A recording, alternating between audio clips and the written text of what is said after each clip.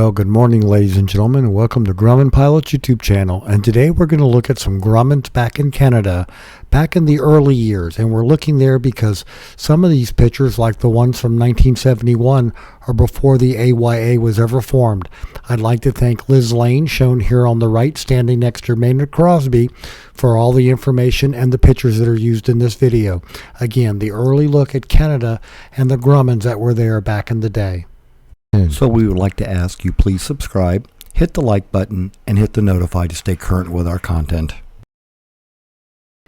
Now, back even before there was an AYA in 1971, here's Sam Law of Skylaw Aviation in Winland, Ontario, and he's being approached by Mike Daniels, the president of Dan Air, and then there's also the rep right here, Giff Hamilton of American Aviation on the right, and he's showing the Grummans to the folks there in Welland, Ontario.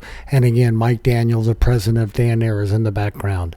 And then also they had a lot of lunches, and from 1983, here's folks dining in the Windsor Cafe at the Windsor Airport. And this gentleman's just sitting there. There was no notation on the back other than, who is this person? And we have another entry, which is very much like the other one. Again, someone who came to Windsor for the fly-in, and they were not identified in the photo. So again, on the back, who is this person from 1984?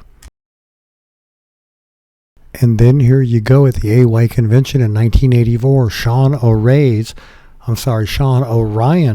Best in Show aircraft shown right here sitting on the ramp.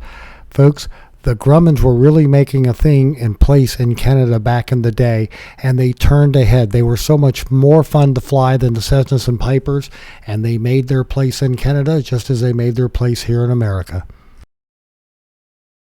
And so from November of 1985 at the Abbotsford Airport, here's the group of the people, and you can read the people themselves in the back row. Liz Lane there, third from the left, and the people in the front row, including Herb Tate. So this was just a group flying out in November to go meet for a meal. That's what was going on. So ladies and gentlemen, we'll close up here showing you some photo of Maynard Crosby and Liz Lane standing next to Maynard's red Yankee back in the day. So we hope you found all of this useful and informative about the early days looking back into history at Canada.